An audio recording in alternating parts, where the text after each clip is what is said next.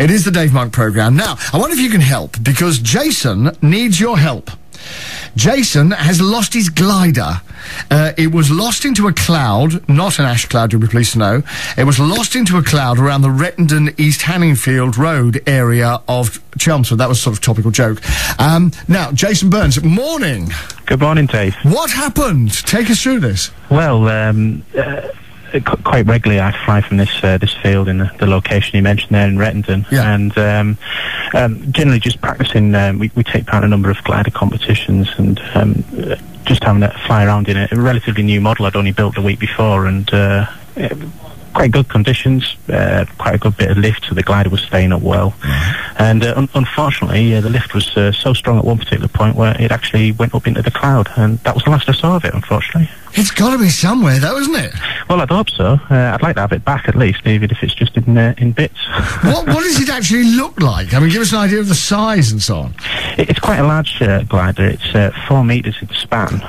4 metres? 4 metres, yeah. So it's a bit of a beast to put together. We're talking drones here, aren't we? We're talking Afghan drones. Not quite in that level. It's quite a lightweight device, so it's it's a shame that it's gone, because it was I only finished building it last Thursday. So anyway, it's 4 metres in span. It's got red wing tips, sort of a white stripe on each wing, and then a red centre section and a red tail on the back of it. I reckon a huge amount of work must go into that, doesn't it?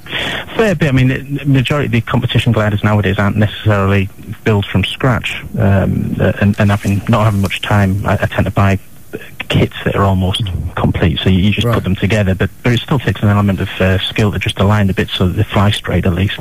And I assume you control it electronically, do you? That's correct, yeah. Uses a radio transmitter that you kind of hold with a couple of sticks on. It must be great fun. It is. It's very relaxing, actually. It's quite a good distraction from the stresses of work. Everyday life, yeah. Indeed. How much does one of those things cost to make? Well, I think to make, they're usually sort of handmade by a couple of gentlemen in Croatia and such like. So you can imagine there's quite a lot of time and effort. And I think if you would actually price it, you know, as an hourly rate, it could be £1,000. £1,000? But they generally make them in enough quantity to keep the prices down. So £500, £600. But it's still, because it's a competition model, it's quite a high element of work that goes into it. Has this ever happened to you or anybody you know before, that it's just disappeared? I think it can happen. Sometimes the atmospheric conditions are such that, you know, the lift is quite strong, and it's what keeps full-size gliders up in the air. Yeah, quite, yeah. So if you can imagine that kind of scale of force against something that's only a kilo or so in weight, it's going to go up quite quickly, and unfortunately that's what happened. How can people get in touch with you? Because it's got to be somewhere, isn't it? Yes, I think I've given the radio station my all right, so they'll get in touch with us, so yes? That'd be great, yes. All right, well, I do hope you get it back.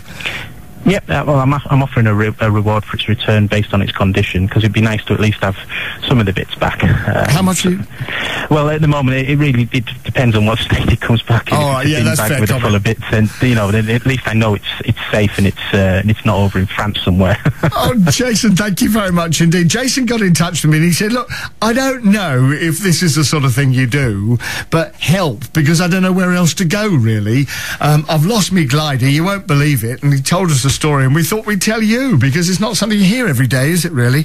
So, have you come across it? If you have, give us a ring on the helpline and we'll put you in touch with Jason. Let's hope you can reunite him with his 4-metre wingspan glider. It's 01245 348 348.